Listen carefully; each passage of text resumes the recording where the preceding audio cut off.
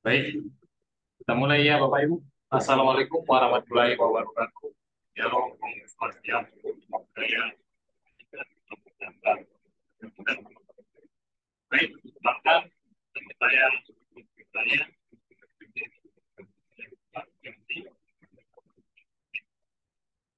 dari tapi kegiatan ini tapi Nggak kedengaran Pak Berlinto, putus-putus suaramu, sinyal kayak bermasalah ini. ya, halo Pak, tes. Ya udah jelas. Tadi nggak kedengaran itu putus-putus. Oke, baik. Baik, saya mengucapkan selamat bergabung dalam kegiatan webinar kita sore hari ini, Bapak Ibu. Kami berharap kegiatan ini bisa menjadi ilmu pengetahuan, ilmu baru untuk kita semua, dan bisa menjadikan pembahasan sebagai ilmu pengetahuan. Dan kami bisa berharap Bapak Ibu setiap dari apa yang pembicara sudah paparkan, kami berharap lebih aktif dalam bertanya supaya apa yang kita pertanyakan menjadi pertanyaan bisa terjawab ya Bapak Ibu. Baik, yang terhormat kepada Bapak Febernando Simbolon, STSE selaku Ketua Umum DPN Itaki dan Apkindo, dan yang terhormat kepada Bapak Insinyur Mardiaman selaku Wakil Ketua Umum Itaki, dan yang terhormat kepada Bapak Insinyur Hamonangan Girsang, STMT, EPU, ACPA, APM, selaku praktisi konstruksi oil and gas dan sebagai narasumber kita sore hari ini. Baik, dan yang terhormat kepada seluruh partisipan kami dan terima kasih banyak dalam hari ini.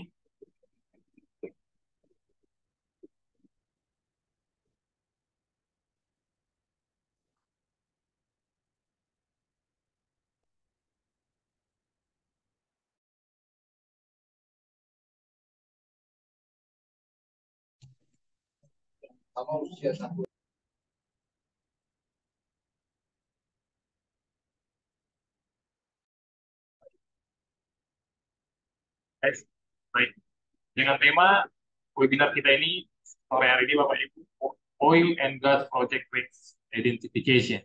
Dan di sini kita mendengarkan pembicara kita dengan yang ahlinya di bidangnya tersebut. Baik, pertama-tama kita panjatkan puji, puji dan syukur kepada Tuhan Yang Maha Esa, Allah Subhanahu wa Ta'ala yang sudah mempertemuan kita dalam webinar ini. Mungkin ke depannya kita saling bisa berkomunikasi dan bisa menyampaikan sarannya apa yang harus kita bahas untuk kedepannya, Bapak Ibu. Baik, acara ini diselenggarakan oleh Itaki dan Apindo, dan untuk mempersingkat waktu, memperkenalkan saya untuk memaparkan isi dari wacana kita dan atau kegiatan kita sore hari ini. Yang pertama, pembukaan. Yang kedua, pembacaan doa, menyanyikan lagu Indonesia Raya.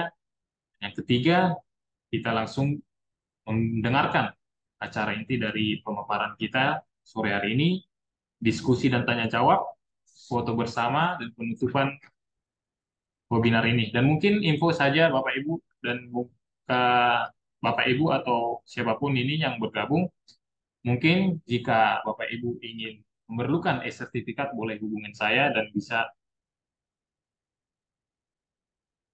berdiskusi lebih lanjut. Baik, selanjutnya sebelum kita memasuki acara ini ada baiknya kita berdoa menurut agama dan kepercayaan kita masing-masing. Berdoa dimulai.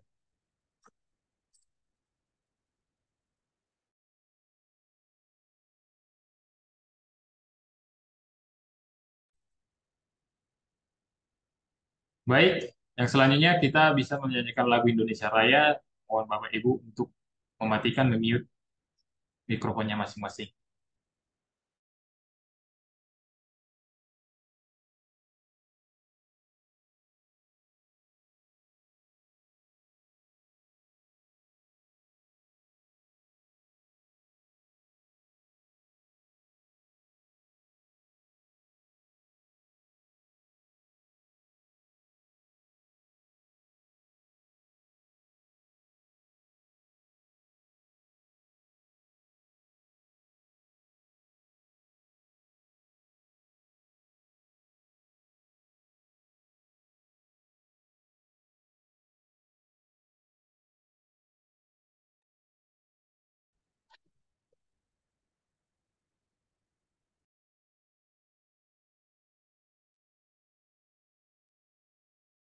Ini tidak keluar suaranya, Pak Berlinto.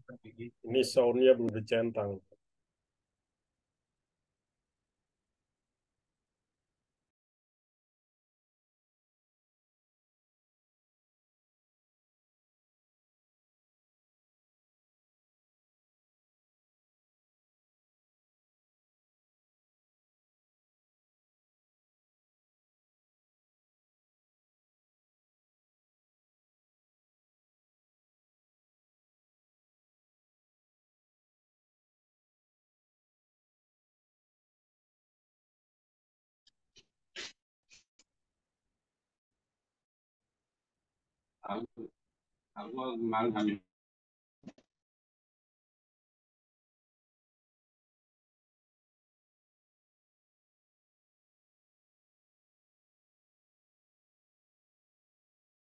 Ya itu belum, dia itu karena belum kerja.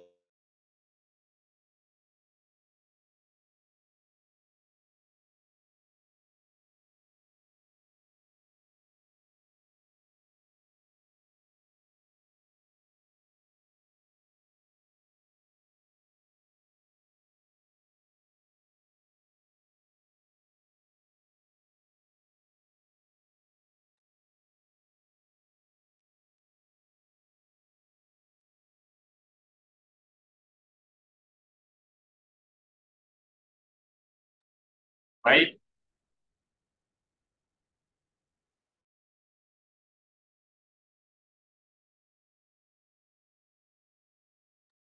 baik, terima kasih.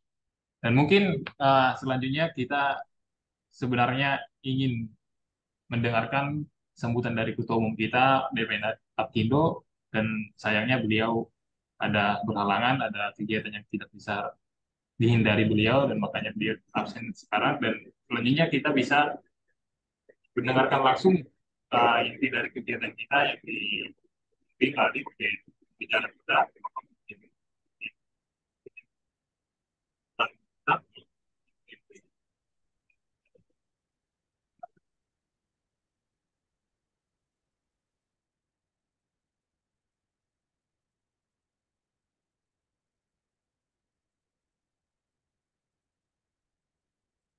Ya, nggak kedengaran apa-apa.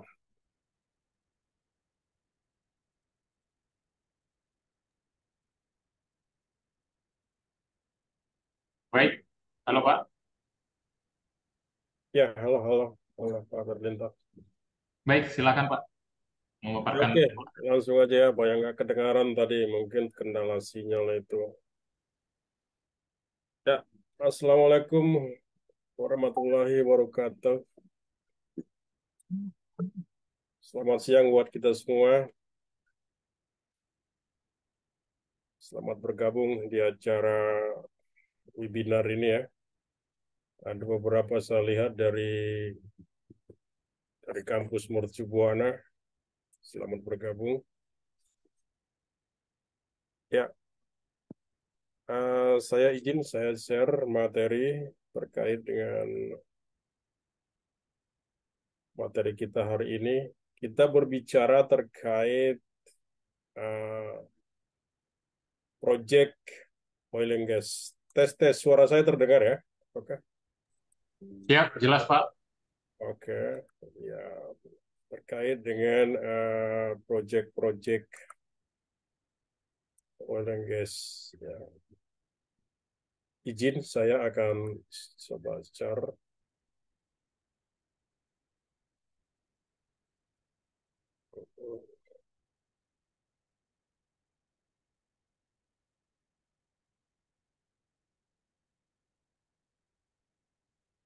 Dari saya. Ya. Sebenarnya Bapak Ibu hampir sama saja ya. Project oil and gas, project energi, bahkan project mining, ataupun infrastruktur lainnya. Cuma memang ada beberapa perbedaannya yang mencolok di antara project itu sendiri. Ya. Jadi kali ini kita coba melihat apakah sudah terlihat? Jelas, Pak? Ya, jadi pada sore hari ini kita coba berdiskusi terkait dengan gimana sih proyek-proyek minyak dan gas itu ataupun oil and gas di bidang resiko yang mungkin ada di dalam proyek tersebut, identifikasi risk. Ya.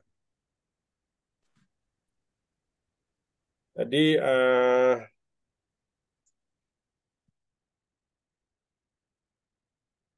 ya identifikasi risk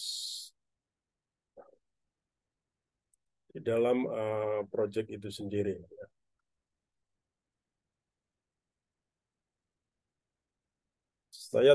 Ini latar belakang saya, Bapak Ibu, ya. Kebetulan juga tadi belum diperkenalkan oleh moderator dan banyak proyek yang terkait migas saya pernah handle tangani, ada beberapa di sini, dan juga energi dan power. Nah, itu sekilas terkait dengan perkenalan kita. Jadi kita masuk ke materi terkait dengan risk ataupun resiko.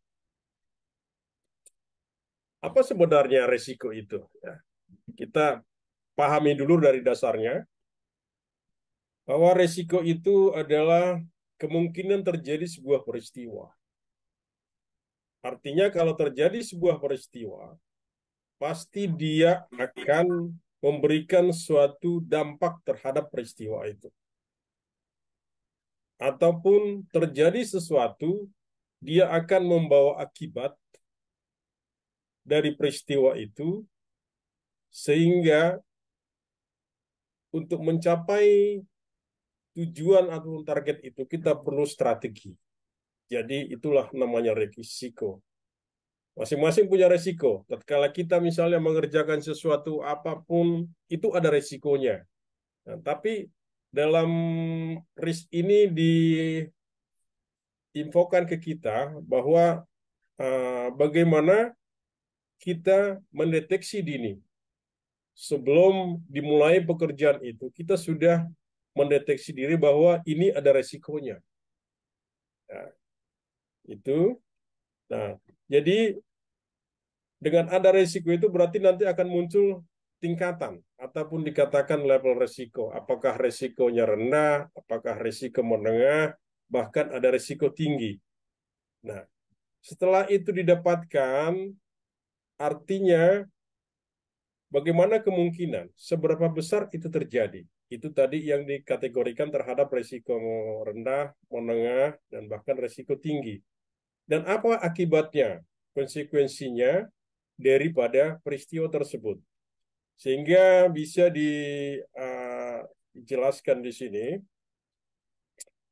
bahwa risiko itu adalah sebuah peristiwa atau keadaan yang belum pasti dan bila terjadi akan memberikan pengaruh negatif terhadap sebuah pekerjaan.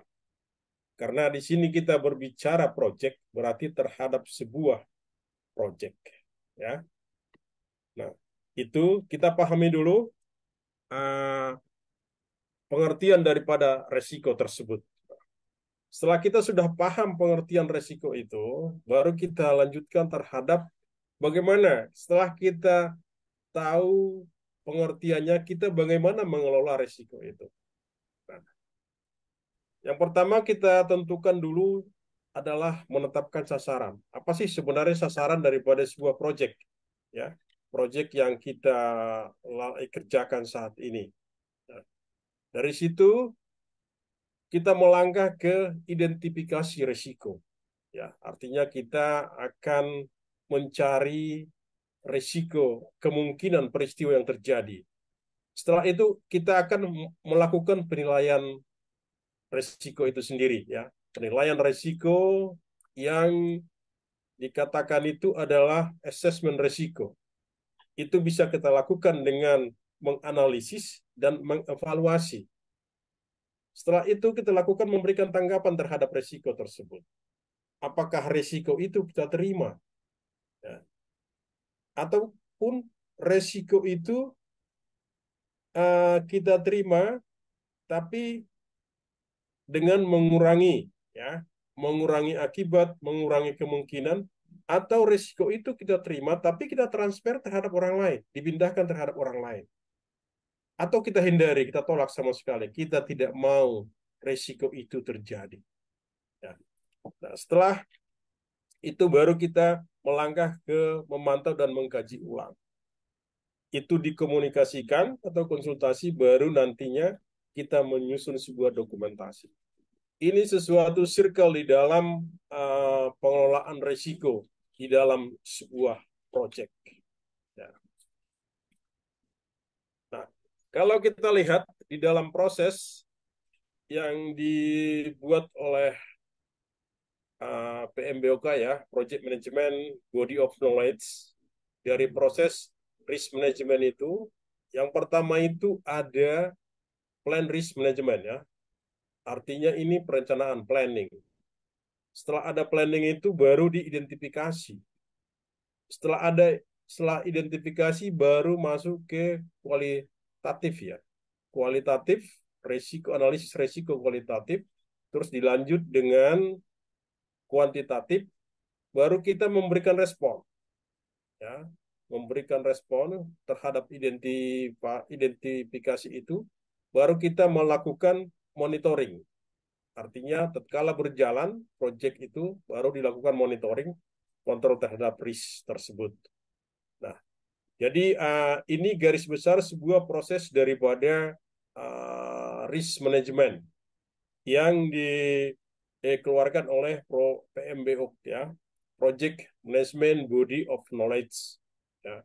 Ini sejalan dengan apa yang oleh standar internasional manajemen risiko, yaitu ISO 31000 ya, atau Enterprise Risk Management. Nah, ada juga kalau di Australia dengan kode yang bersama, yaitu standar Australia. Mereka kebanyakan memakai AS NJ 340 ya.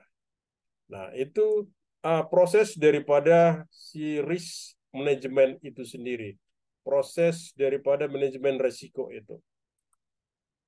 Nah, sesuai dengan tema kita pada hari ini, kita mencoba mengidentifikasi resiko apa yang terjadi di dalam proyek minyak dan gas. Nah, itu diidentifikasi. Nah, dalam hal ini yang pertama kita harus membuat sebuah checklist. Ya. Checklist untuk identifikasi resiko itu. Terus kita ada juga masukan pertimbangan berdasarkan pengalaman ataupun dari catatan-catatan. Terus ada juga flowchart.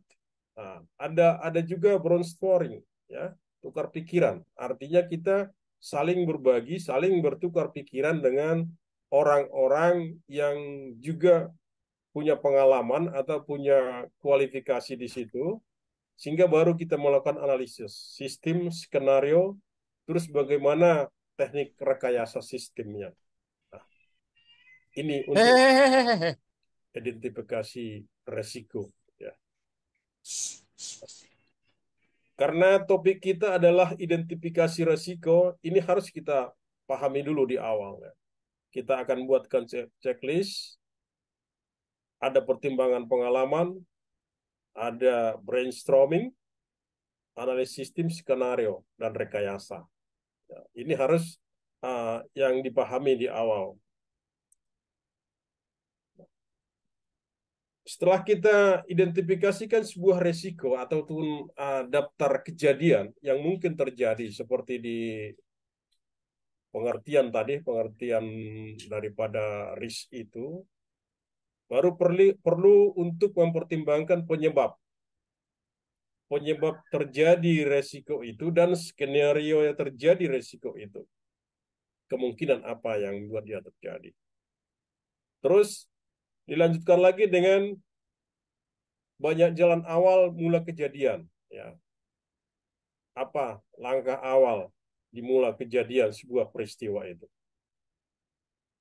Terus penting untuk tidak menghilangkan satupun sebab-sebab signifikan. Artinya sesuatu peristiwa itu terjadi, kita harus list satu persatu apa saja yang membuat dia bisa mungkin terjadi. Dari hal-hal kecil kita harus identify, kita munculkan. Jadi tidak ada yang ditutup-tutupi ataupun ini hanya kecil saja. Misalnya dalam pekerjaan konstruksi hanya dengan sebuah paku kecil. Ini kan cuma paku doang. Nggak mungkin apa-apa resiko dari sini. Padahal dengan paku itu bisa menimbulkan tenaga kerja, kena paku, luka, dan segala macam, tetap berpotensi untuk menimbulkan sebuah resiko. Ya. Nah, identifikasi resiko tadi diawali apa? Ya. Mengapa mengidentifikasi seluruh resiko yang harus dikelola? Itu pertanyaannya, what-nya apa? Ya. Dengan cara apa kita melakukan itu? Yaitu melalui proses sistematis dan terstruktur. Terus dengan itu nanti akan muncul hasil. Itulah yang dinamakan dengan daftar resiko, identifikasi resiko, list resiko tadi. Kenapa, ada masalah kah? Nggak kelihatan katanya.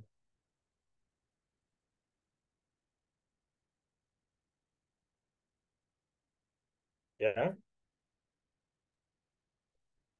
Nah, terus apa input, tool, dan alat bantu sampai menghasilkan sebuah hasil output. Nah, di sini dari Project Management Body of Knowledge, PMBOK, ya, ada inputnya. Nah, ini ada risk management plan, cost management plan, schedule, quality, resource, scope. Nah, ini semua input. Nah, nanti dari item ini ada yang dimakan dengan tool atau teknik apa, alat apa yang kita gunakan. Nah, itu dibarengi dengan ada dokumentasi, ada juga checklist, ada asumsi analisis, yang tidak kalah penting ada diagramming tekniknya, terus ada SWOT analysis, ya, terus ada dengan bantuan daripada expert, adjustment expert. Ya. Baru nanti hasilnya apa? Inilah risk register. Risk register itulah yang dari hasil identifikasi resiko tadi. Berarti kita identifikasi resiko itu berdasarkan apa, dengan cara apa, dan hasilnya bagaimana, nanti dihasilkanlah risk register. Ya. Nah, bagaimana salah satu alat untuk mendeteksi daripada identifikasi resiko itu digunakan adalah diagram fishbone. Kita muncul terhadap suatu peristiwa, ya. Peristiwa itu penyebabnya apa? Kalau di project ada manusianya, tentu ada tenaga kerja. Ya. Terus ada metodenya, nah, ada metode konstruksi, metode pelaksanaannya. Terus apa yang dilaksanakan? Apa yang dikerjakan manusia? Berarti harus pakai material. Ya. Terus tenaga kerja itu mengerjakannya dengan apa? Akan dibantu oleh alat ataupun mesin-mesin. Tentu proyek itu tidak akan berjalan tanpa adanya dana. Ya. Terus di mana kita melaksanakan proyek itu?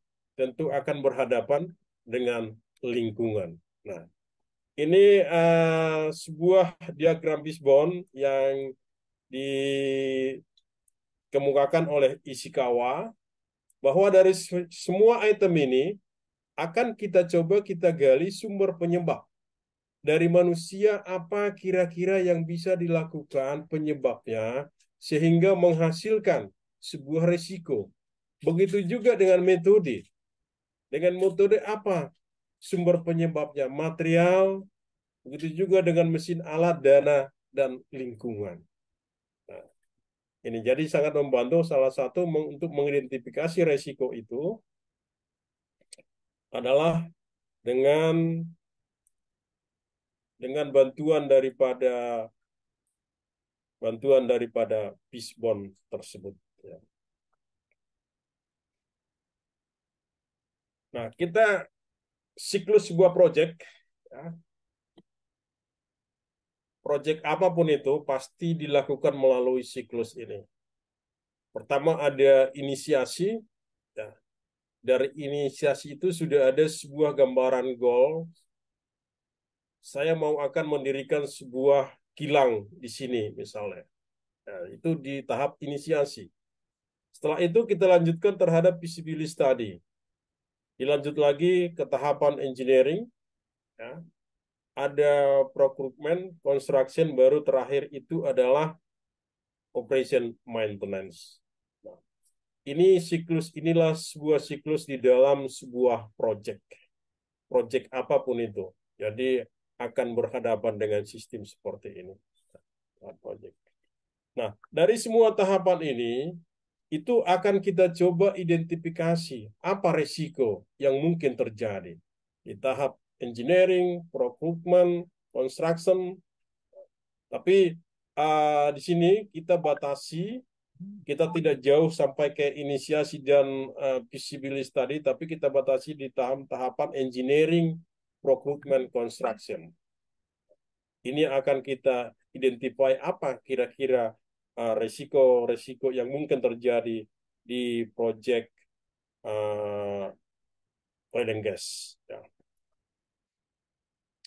Nah, ini tadi sama siklus daripada proyek konstruksi itu.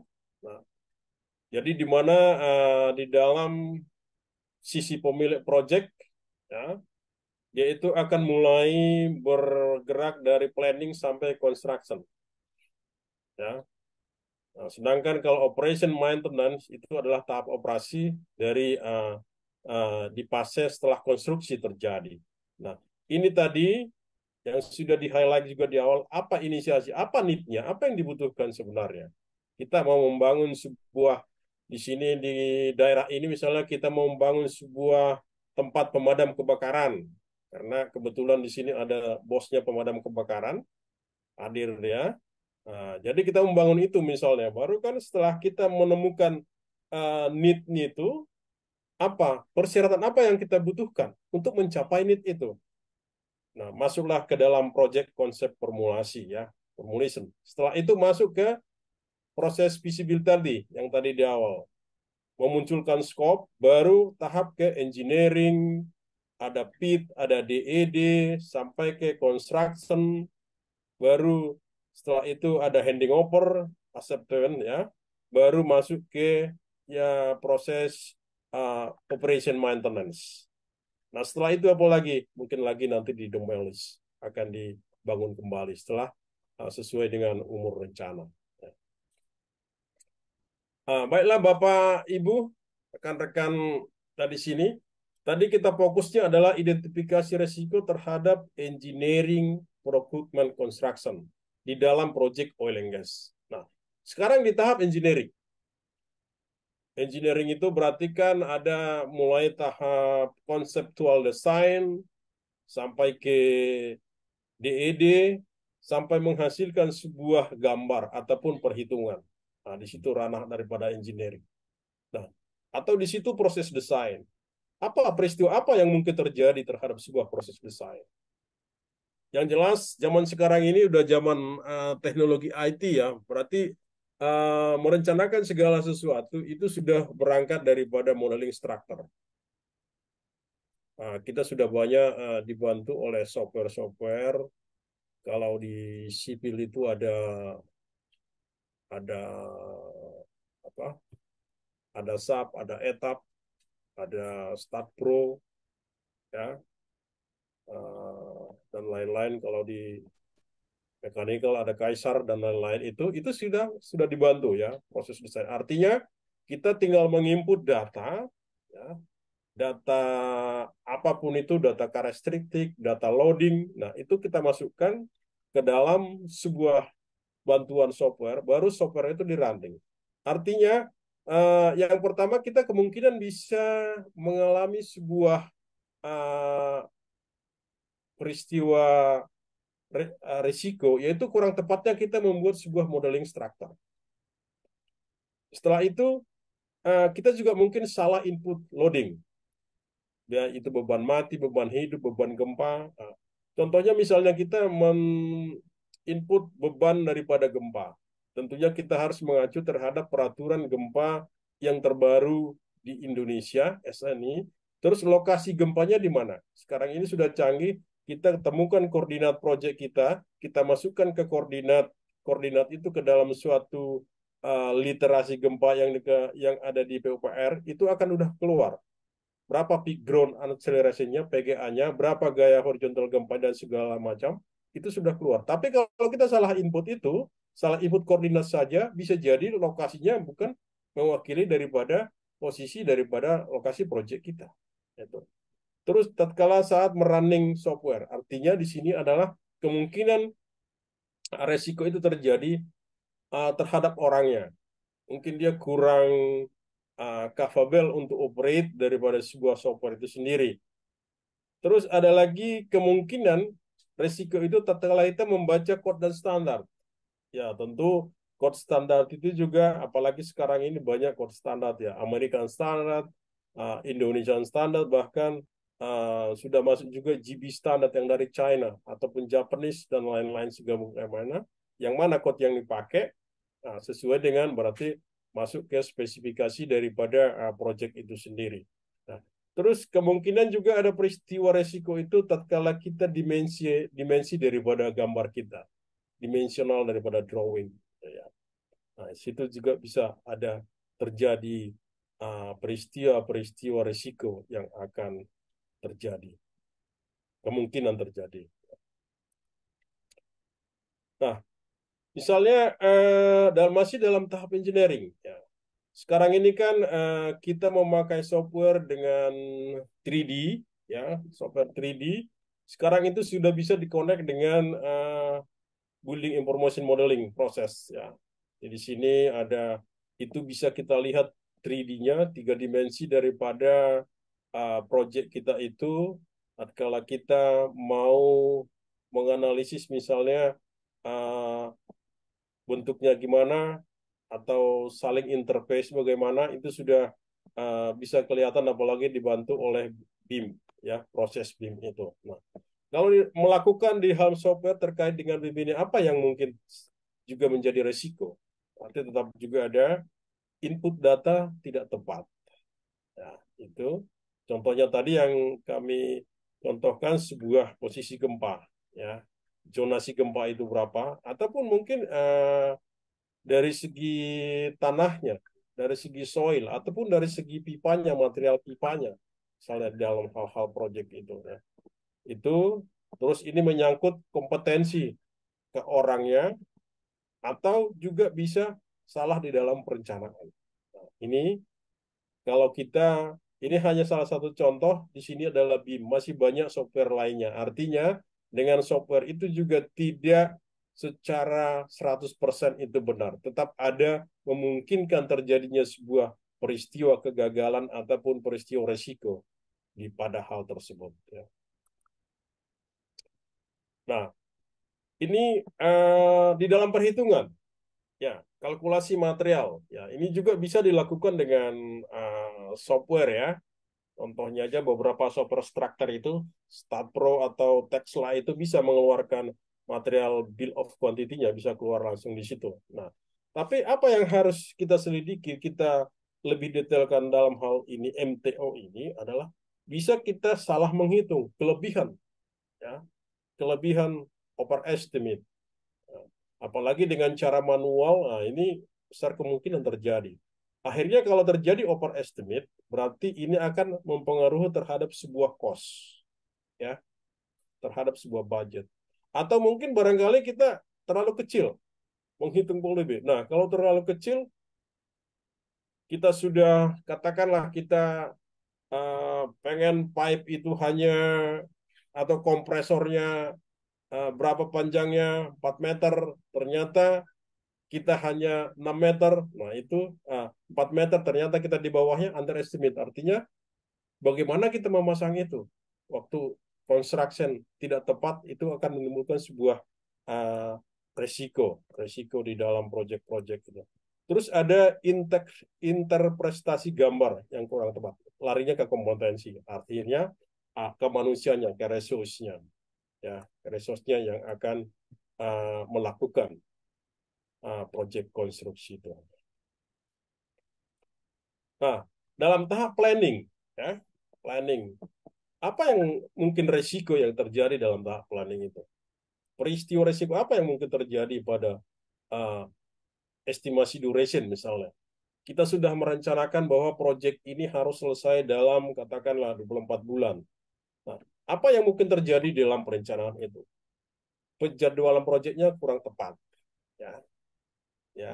Produktivitasnya tidak akurat. Artinya produktivitas yang kita pakai itu tidak akurat, tidak sesuai dengan tenaga ataupun alat ataupun equipment yang kita gunakan, sehingga produktivitasnya tidak mencerminkan aktual dari lapangan. Kalau lebih besar produktivitas itu berarti lebih cepat. Tapi kalau produktivitasnya lebih rendah, artinya proyek itu kalau kita menyusun sebuah durasi akan lambat selesainya. Ya. Terus penentuan ataupun histogram daripada tenaga kerja. Nah, ini di sini ada disebutkan bagaimana penggunaan alat, ya, ekskavator berapa unit. Nah ini kalau dengan kapasitas produksi kita sudah betul-betul yakin sudah sesuai dengan aktual kondisi daripada si ekskavator, kita akan memperoleh hanya 2 unit. Tapi kalau kita ada kesalahan memperkirakan kapasitas produksi, tentunya alat yang baru dengan alat yang 20 tahun itu sudah berbeda kapasitas produksinya. Nah, ini jumlah ini akan tidak sesuai. Nah, akan tidak sesuai dan ini yang akan menjadi masalah di dalam uh, resiko yang mungkin terjadi resiko di dalam proyek yang kita alami. Terus apalagi misalnya pekerjaan galian tanah. Nah, ini menghasilkan sebuah dengan perhitungan kapasitas dan volume yang ada itu akan menghasilkan sebuah durasi. Ya. Volume sudah ada yang kita tentukan, kita hitung. Volume itu dibagi dengan produktivitas, apakah itu resource, apakah itu manusia, tenaga kerja, ataupun alat, akan menghasilkan sebuah durasi seperti yang ada di bawah ini. Duration. Ada 86 hari, ada 14 hari. Nah, ini. Tapi kalau kita salah menentukan produksi tadi, ini akan menjadi keliru. Katakanlah galian 14 hari. Nah, itu adalah sebuah resiko. Ya, resiko yang muncul setelah kita mengestimasi sebuah durasi daripada sebuah proyek. Nah, ini resiko apa yang mungkin terjadi? Ini kita tahu yang merah-merah ini adalah lintasan kritis, critical path, ya, critical path. Nah, apa yang mungkin terjadi di lintasan kritis ini? Berarti kalau lintasan kritis ini sedikit problem ataupun sedikit ada kemunduran, akan terjadi keterlambatan proyek. Karena akan mempengaruhi terhadap semua aktivitas di proyek itu. Dengan hal itu juga, dengan kemunduran tadi akan COD-nya juga akan mundur, ya, akan mundur. Terus dengan kemunduran itu akan biaya operasional akan bertambah. Nah, ini resiko yang mungkin terjadi di pekerjaan lintasan kritis tadi. Nah, terus bagaimana dengan terkait dengan budget, biaya? Apa sih yang mungkin terjadi di dalam sebuah budget itu? Artinya risiko apa yang mungkin terjadi dalam sebuah budget?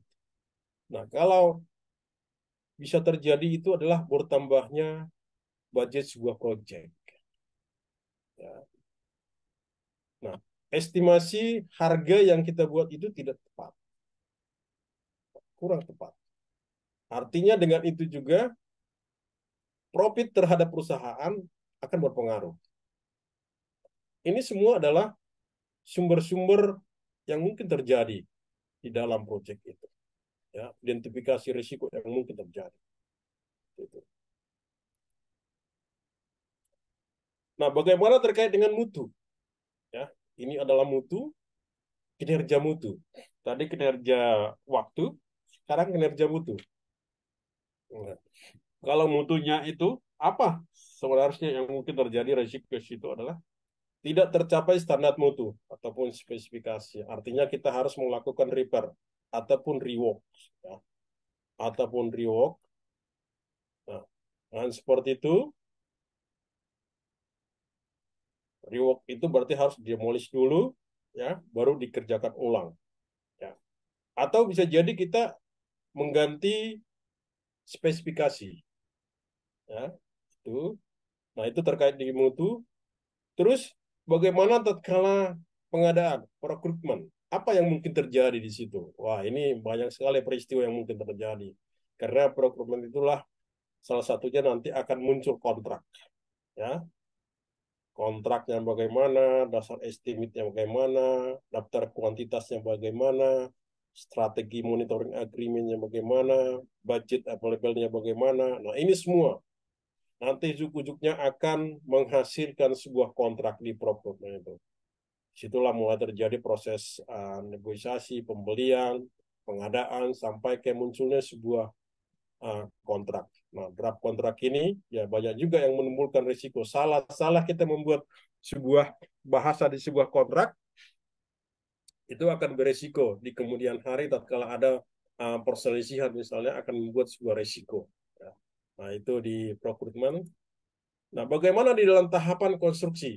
Ya, peristiwa apa? Ini ada orang menggali, ekskavator ya, ekskavator. Terus di sini ada orang pakai pipa gas, pekerjaan pemasangan pipa gas. Terus di sini ada pakai statif ya, alat bantu statif. Kira-kira apa yang mungkin terjadi di situ semua? Ya, bisa jadi salah satunya galian longsor. Ya. Terus equipment yang kita gunakan seperti ini kan pakai manual, pakai tembakau itu ya. Seharusnya menurunkan lowering pipa ini harus dengan bantuan side boom. Alat yang dinamakan adalah side boom. Seperti jenis bulldozer, tapi dia uh, punya tangan untuk mengangkat di sebelah samping. Ya. Terus apa juga? Apalagi operatornya mungkin kembali ke resource-nya operator. Nah, ini pada tahap-tahap konstruksi. Kebetulan ini adalah pekerjaan pipa gas ya, pipa gas atau pipa oil. Nah, ini tatkala pekerjaan pengecoran. Nah, di sini ada pembersihan, di sini ada backcastingnya, di sini ada pengecoran. Apa yang mungkin terjadi, risiko apa yang mungkin terjadi di dalam peristiwa tersebut? Pekerjaan ini adalah saat pengecoran misalnya backcastingnya kolaps. Nah, ini kan kolaps artinya apa kolaps itu ya? Bisa meleot apa segala macam itu ya. Atau fabrikasi besinya salah, dimensionalnya kurang tepat. Katakan lebar ini cuma 50, ternyata di dalam pelaksanaan dibuat jadi 60. Nah, itu jadi sumber sebuah resiko. Ya. Terus ada operatornya. Operator kembali ke resource-nya. Artinya kualifikasi ataupun kompetensi daripada si operator tersebut. Nah, di dalam saat transport, handling material, ini juga ada sumber resiko di sini. Nah, ini adalah sebuah truk ya, truk diangkat di sini material yang diangkat pakai kren. Ya. Ini masih lifting, ya, material ini ke dalam truk ini. Nah, sedangkan di gambar bawahnya ini adalah handling, pipa disusun di sini. Nah, menyusun pipa ini juga ada satu strategi, ya, atau handlingnya itu lewat laut. Ya, ini kalau di offshore pasti pakai barge dia ya, atau handling lewat darat. Nah, ini ada pipa ini. Nah, apa yang risiko, peristiwa risiko apa yang mungkin terjadi pada handling ini? Pertama itu bisa terjadi adalah material rusak. Terus ada equipment hilang di perjalanan. Ini sering terjadi. Ya. Keterlambatan equipment itu sampai di lokasi proyek. Ataupun equipment itu adalah rusak. Ya. Equipmentnya damage. Atau materialnya rusak. Itu kemungkinan yang mungkin terjadi peristiwa resiko pada saat handling. Nah, ini adalah pada saat pekerjaan pipa. Artinya pipa itu disambung. Ya. Disambung, baik itu pipa gas ataupun pipa minyak. Berarti aktivitas di sini terjadi adalah salah satunya adalah welding, pengelasan.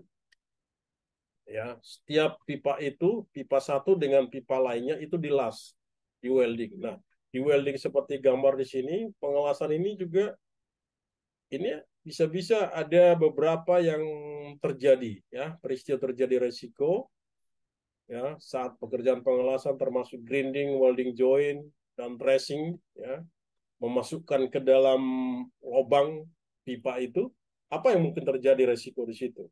Bisa join pipanya bocor, ya. Join pipe bocor, luka bakar, pengangkatan pipa patah, atau kebakaran lokasi. Ya, ini kemungkinan resiko yang terjadi di dalam saat construction, yaitu grinding, welding, dan trenching.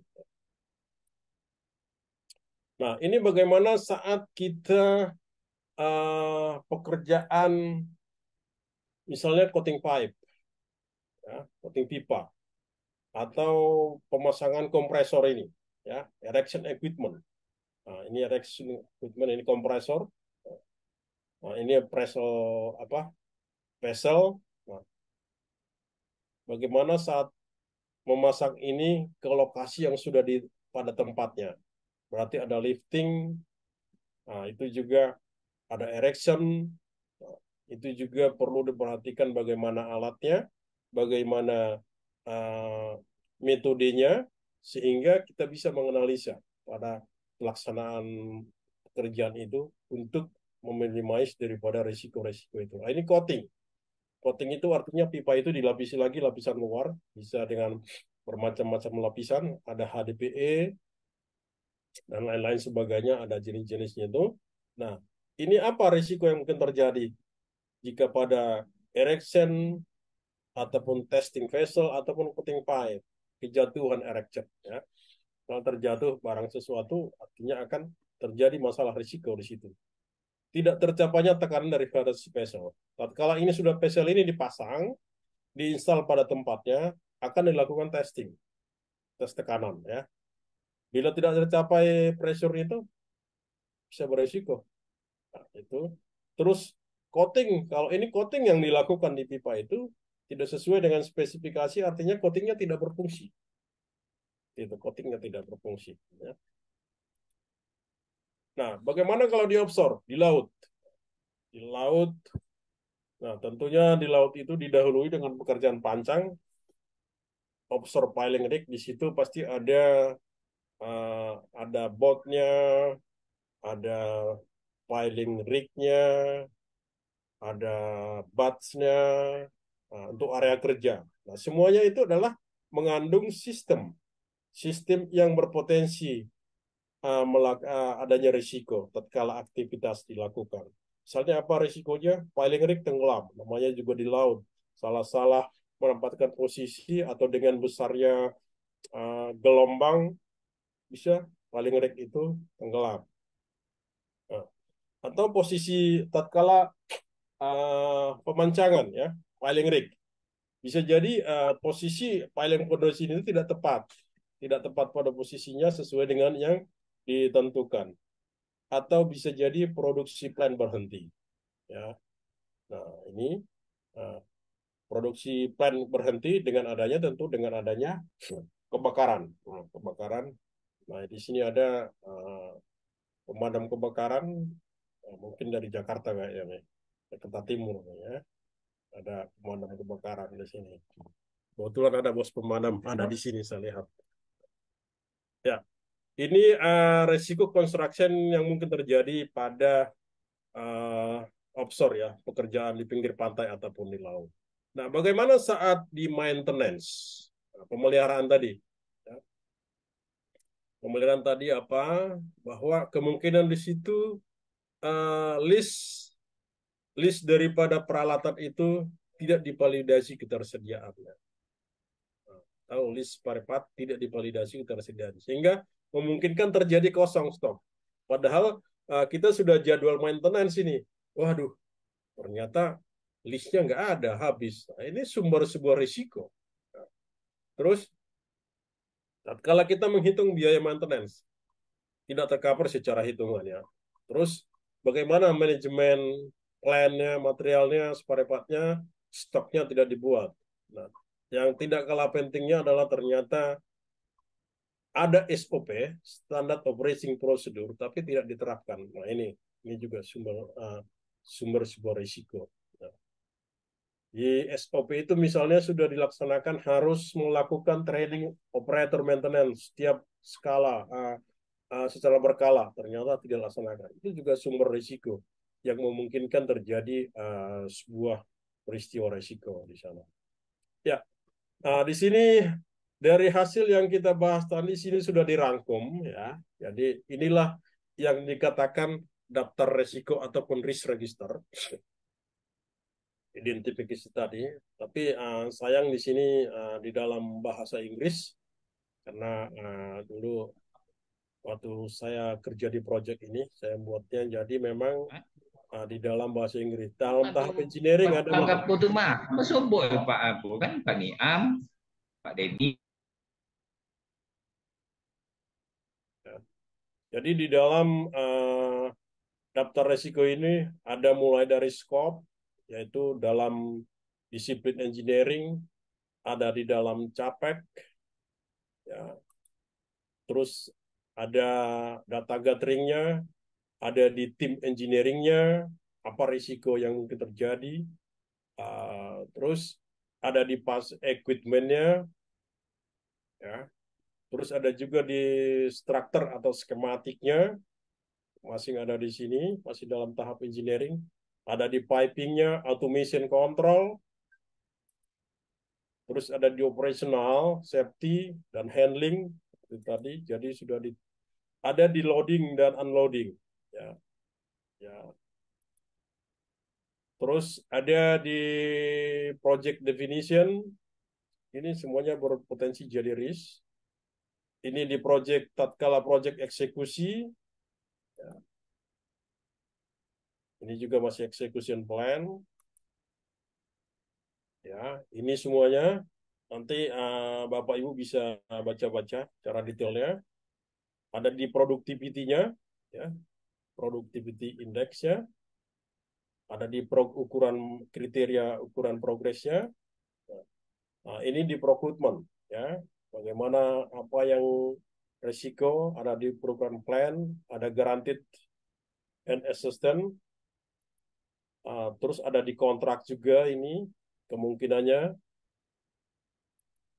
Terus ada di planning, organisasi dan struktur, ya, ada scheduling, ada di infrastrukturnya, terus di materialnya, di equipmentnya, ada di orangnya, kontraktor ataupun subkon dan orangnya, ada di manajemen juga ada manajemen.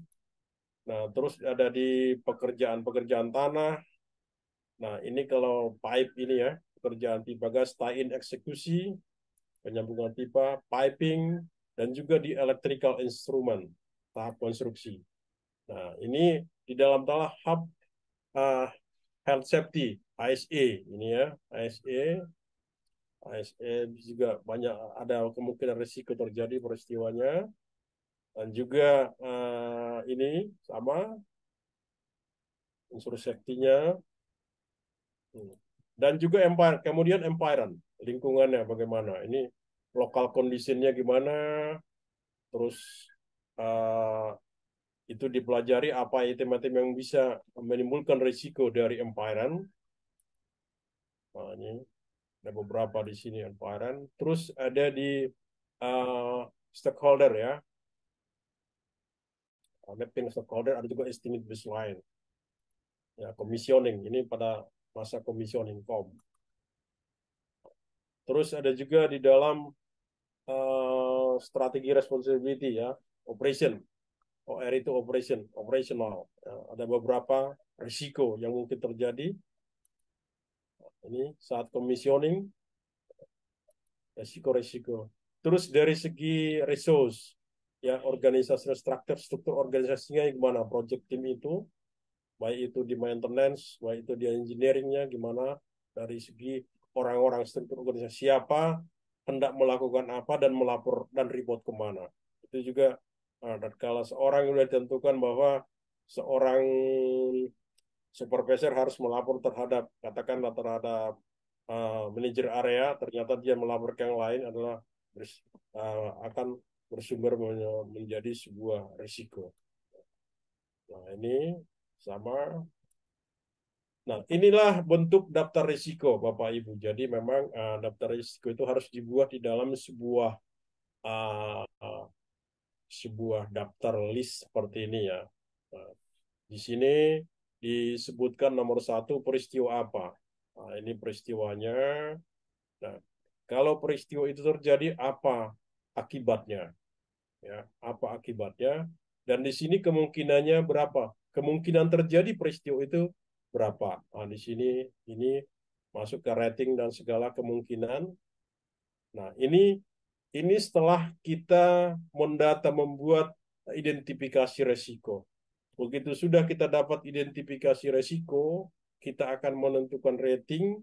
Nah, setelah itu kita akan mengasesmen, bahkan sampai menjawab apakah resiko itu kita terima, kita alihkan, atau diminimize. Ya, itu. Jadi ini yang seorang yang terjun di dalam risk management, ini formatnya yang untuk membuat identifikasi daftar resiko tersebut. Ini misalnya seperti tadi, yang di tahap engineering, nah harus dibuat seperti ini. Ya. Apa deskripsi daripada resikonya? Kita buat sini waktu skopnya apa, capex-nya apa, data survei, waktu engineering-nya apa, engineering project apa. Nah, ini daftar resiko. Jadi di dalam tahapan kali ini kita membahas tema kita hari ini adalah daftar. Padahal nanti masih banyak item yang harus kelanjutan daripada daftar ini. Ada konsekuensinya, ada asesmennya, sampai ke monitoring daripada si resiko itu. Ya. Nah, jadi kalau berbicara lebih luas nanti akan memunculkan ada namanya analisis risk qualified ya, secara kualitas ada di situ kemungkinannya terjadi, probabilitas, ada impact-nya, dan ada severity-nya. Nah, ini adalah perkalian. Nah, bagaimana impact-nya itu dengan probabilitas itu? Ini ada warna, ada merah ya yang dikategorikan high, terus ada yang kuning, medium, dan ada yang warna yang satu. Ya, ya. Ini nanti kalau kita masih dikasih kesempatan untuk bertemu, mungkin bisa kita bahas di next kesempatan, yaitu kualitatif daripada risk analysis. Ya, nah, itu. Ya, kira-kira seperti itu, Bapak Ibu yang saya hormati, sharing kita terkait dengan identifikasi risiko di proyek-proyek oil and gas. Tentunya seperti di awal saya katakan tadi, kita ini hanya berdiskusi, hanya sharing, bukan dalam artian saya lebih daripada segalanya memahami, tapi mari kita diskusikan, barangkali ada yang perlu kita diskusikan dan ada yang perlu kita rumuskan untuk lebih baik ke depannya.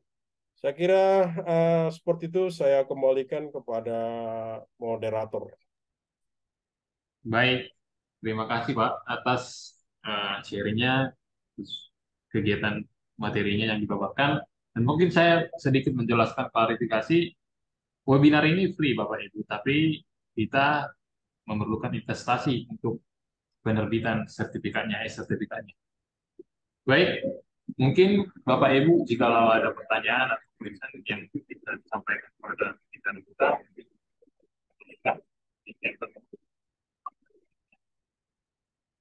Gak jelas lagi suaranya Pak Perlinto.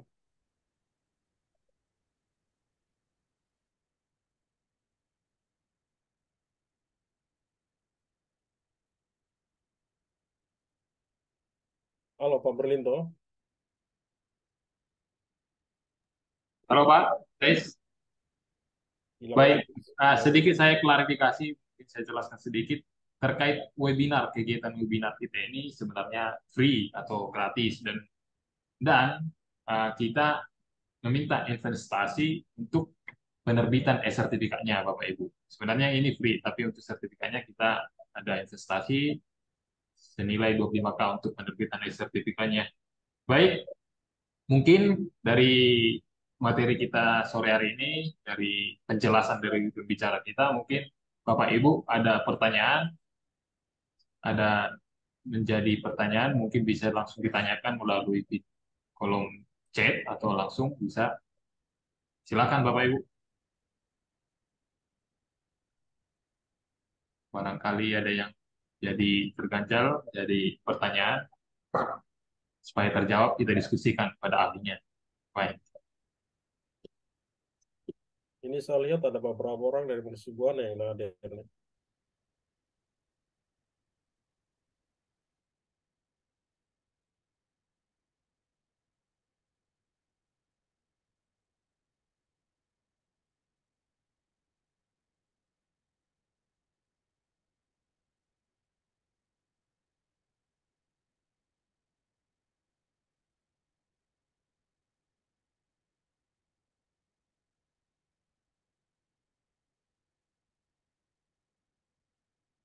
Ya, bagaimana Bapak Ibu yang sudah ada pertanyaan kayaknya?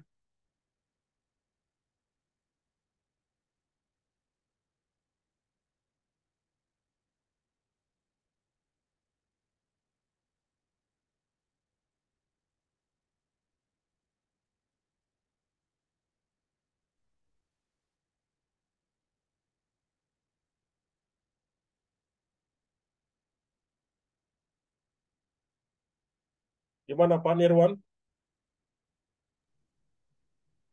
Ya Pak, Tadi ada kebakaran kan? Itu juga, Alhamdulillah nggak ada hari ini. ya itu juga Eh menyangkut resiko itu kan enggak. Maksud saya di PPT-nya tadi ada gambar pemadam kebakaran. Ada Pak Nirwan di sana itu kan? Siap. Saya izin sebenarnya sharing apa yang berdasarkan saya di lapangan ya Pak Kemenangan. Saya pernah waktu itu eh di daerah saya tuh ada 2 kali terjadi kebocoran pada gas di daerah Cawang pada itu pekerjaan PJN ya. Nah, eh, kalau saya boleh tahu, Pak ya, eh, apakah PJN pada saat pekerjaan PJN itu, apakah harus ada petugas pemadam yang datang sendiri di situ? Maksudnya peraturannya ada nggak Pak terkait dengan pemadam tuh harus datang? Saya jujur kalau untuk ini saya belum paham dari instansi saya juga belum belum mengedukasikan saya mengesolisikan sekarang apabila ada pekerjaan PJM, pemadam harus hadir di situ atau mendampingi. Mohon izin Pak Girsang bisa memberi mensosialisasikan kepada saya gitu. Ya, ini pertanyaannya berat sekali nih Pak Nirwan. Aduh, mana saya jawab ya? Ya, tapi kita diskusi lah. Ya, itu kalau saya pikir kalau ada kebakaran ya, ada kebakaran kan tadi kan?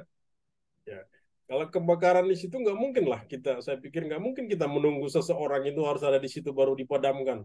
Ya, kalau kebakaran di situ dipadamin langsung lah siapa yang di situ kan, Siap. padamkan.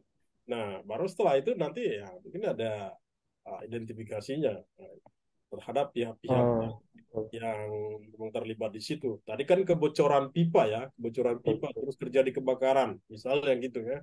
Itu kan harus langsung dipadamkan. Nggak mungkin kita biarin api di situ, tunggu dulu orang PGN-nya baru datang, baru kita padamkan. Kan tidak kan. harus Betul. langsung action. Ya padamkan, berarti pemadam kebakaran harus ke situ. Nah, setelah itu di samping juga bersamaan ya pasti dikasih tahu terhadap orang-orang PGN itu yang siapa yang operation di situ, OM-nya di situ kan. Saya kira gitu, Pak Nirwan. Jawabannya pertanyaannya susah sekali ya. Soalnya beberapa kali kan saya emang datang situ sebenarnya kayak hal yang berhari-hari kan ya Pak, mubazir gitu. Saya dengan unit datang ke situ untuk standby, melakukan hanya standby aja gitu. Eh, apa di situ emang ada peraturannya atau emang ada apa namanya eh, nggak ada orang ketiganya bagaimana ya Pak? Saya sih belum belum pernah gitu. Saya makanya bingung mau nanya ini belum belum dapat jawaban. Mungkin sebagai bapak yang pernah pengalaman di pelaku praktisi oil and gas bisa memberi informasi buat bahan saya nanti diskusi ke teman-teman. Soalnya dibilang mubazir ya, saya 2 hari itu emang alhamdulillah nggak jadi kejadian apa-apa ya Pak terhadap pelaksanaan pekerjaan penyambungan pipa kalau nggak salah di daerah Cawang, daerah tempat kerja saya. Itu mungkin gitu Pak. Ya, ini terkait regulasi ya. Terkait Ya regulasi regulasi. artinya kan saya pikir sih setiap apa namanya kalau seperti PGN ataupun yang lain itu kan pasti mereka ada regulasinya juga ada. Tapi saya nggak detail tahu regulasi itu ya. Ada bagaimana mereka melaksanakan operation operation maintenance-nya bila terjadi kecelakaan ataupun bila terjadi insiden kan pasti mereka punya standard operating procedure lah. Saya pikir itu lumrah apalagi apalagi di project-project oil and gas itu sebuah keharusan.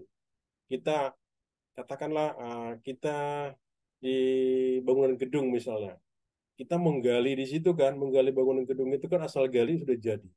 Kalau di proyek oil and gas enggak, ada dulu surat izin aktivitas baru bisa dikerjakan. Ada juga permit, work permitnya. Apalagi lokasi itu lokasi-lokasi dangerous yang berbahaya itu harus.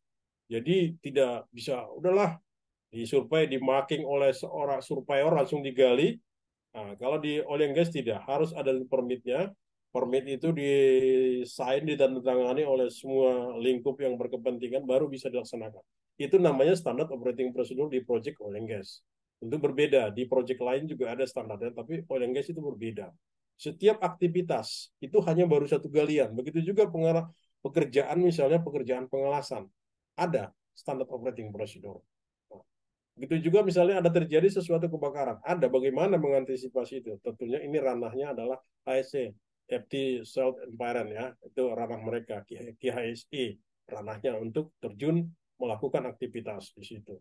Nah, saya pikir itu setiap saya bisa menjawab setiap perusahaan banyak punya regulasi. Regulasi terkait dengan apalagi terkait dengan APAR nih ya. Ya, K3 saya pikir ada. Saya pikir gitu Pak Nirwan. Ya Pak, terima kasih banyak. Sehat-sehat Pak, sudah lama tak jumpa kita. Ya, saya bos yang satu ini. Ini ada beberapa mahasiswa saya di sini. Ada si Rehan, ada si Permata, siapa lagi? Baik, terima kasih Pak Nirwan atas pertanyaannya. Mungkin sudah terjawab sedikit, tapi belum semuanya mungkin ya. Boleh Bapak Ibu yang lain silakan ajukan pertanyaannya jika ada pertanyaan, ada kebingungan, mungkin bisa disampaikan kepada narasumber kita.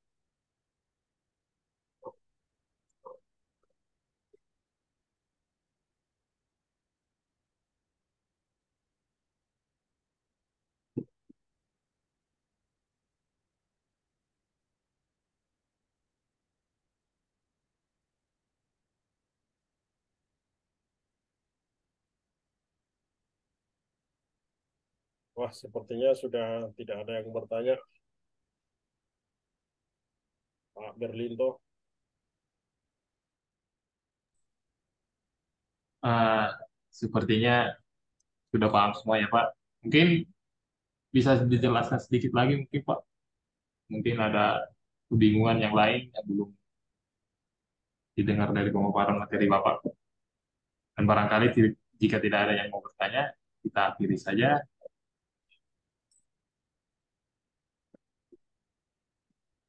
Ya, iyalah kalau tidak ada yang bertanya ya oke di closing. Ya.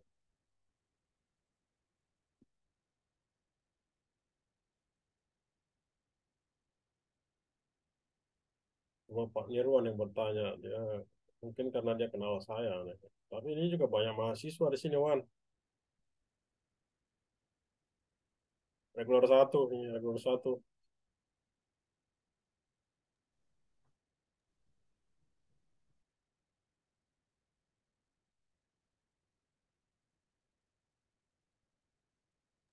Baik, jika tidak ada yang mau bertanya, gimana Pak? Bicara biar kita closing. Mungkin Oke, silakan di closing kalau tidak ada lagi pertanyaan. ya mungkin ya baik terima kasih. Terima kasih atas pertanyaannya Bapak Ibu dan yang sudah hadir dalam kegiatan kita ini sore hari ini. Semoga apa yang sudah kita dengarkan bisa menjawab apa yang pertanyaan bagi kita semua atas pemaparan dari pembicara kita. Baik sebelum kita menutup kegiatan kita ini, ada baiknya kita berfoto bersama Bapak Ibu. Mungkin kameranya masing-masing bisa dibuka Bapak Ibu.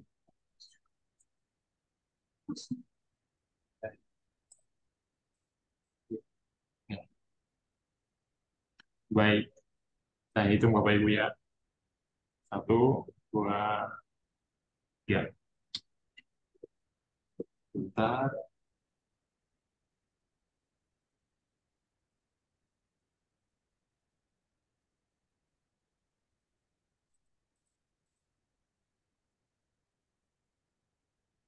Baik, mungkin ada closing statement dari Pak Amonangan Girsang, pembicara kita sore hari ini, belum menutup kegiatan kita. Silakan Pak Amonangan. Ya, oke. Terima kasih Bapak, Ibu, rekan-rekan yang sudah join di acara sharing kita pada sore hari ini. Seperti saya katakan di awal, bahwa saya tidak ada apa-apanya, cuma mungkin saya sedikit duluan di sini, di oil and gas ini, makanya kita coba untuk saling berdiskusi. Ya, berdiskusi apa yang saya dapatkan di project oil and gas dan juga apa yang saya dapatkan dengan teori-teori daripada seorang akademisi. Nah, itu saya padukan, jadilah apa yang kita lakukan sore hari ini. Semoga hal yang tidak ada apa-apanya ini menjadi ada apa-apanya tatkala Bapak Ibu implemented di dalam kehidupan sehari-hari. Itu saja closing statement dari saya dan sukses semuanya. Akhir kata kalau ada yang salah dan kurang, mari kita saling berinteraksi dan saling memaafkan. Assalamualaikum warahmatullahi wabarakatuh. Saya kembalikan kepada moderator. Baik, terima kasih Bapak Ibu. Sekali lagi, saya mengucapkan terima kasih banyak yang hadir sore hari ini dan banyak sedikitnya kata yang tidak berkenan dalam hati masing-masing. Mohon maaf dan saya menutup. Wassalamualaikum warahmatullahi wabarakatuh. Shalom. Om Swastiastu. Salam sehat semua. Selamat sore Bapak Ibu. Selamat sore.